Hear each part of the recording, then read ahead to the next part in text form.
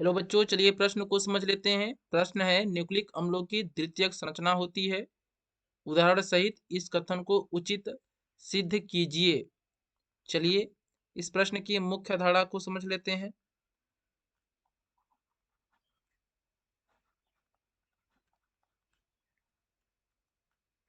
Nucleic अम्ल जैसे DNA, nucleic अम्ल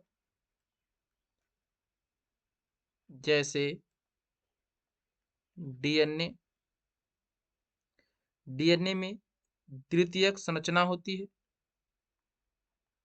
डीएनए में द्वितीयक संरचना होती है और डीएनए की द्वितीयक संरचना में दो परिपूरक रज्जुक होते हैं। दो परिपूरक रज्जुक होते हैं। जो डीएनए की द्वितीयक संरचना होती है उसमें दो परिपूरक रज्जुक होते हैं और ये दो परिपूरक रज्जु पॉलीडिऑक्सी राइबोन्यूक्लियोटाइड के होते हैं। पॉलीडिऑक्सी राइबोन्यूक्लियोटाइड, पॉलीडिऑक्सी राइबोन्यूक्लियोटाइड न्यूक्लियोटाइड के होते हैं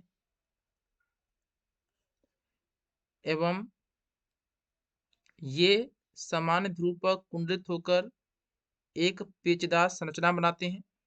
ये दोनों रज्जुक समान ध्रुव पर, सामान्य ध्रुव पर,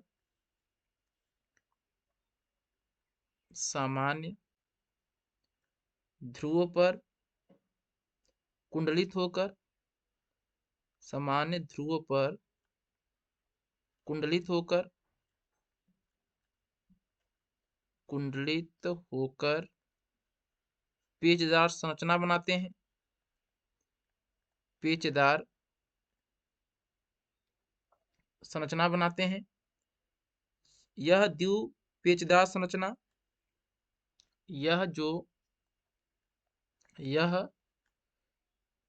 द्विपेचदार संरचना, द्विपेचदार संरचना जो डीएनए की द्विपेचदार संरचना है, फास्फोडाइजेस्टर बंध, फास्फोडाइजेस्टर बंध, फास्फोडाइजेस्टर बंध, फास्फोडाइएस्टर बंध, फास्फोडाइएस्टर बंध एवं हाइड्रोजन बंध, हाइड्रोजन बंध, हाइड्रोजन बंध के साथ साथ आयनिक पारस्परिक क्रियाओं द्वारा, आयनिक परस्पर क्रियाओं द्वारा, आयनिक परस्पर क्रियाओं द्वारा अस्थायी होते हैं,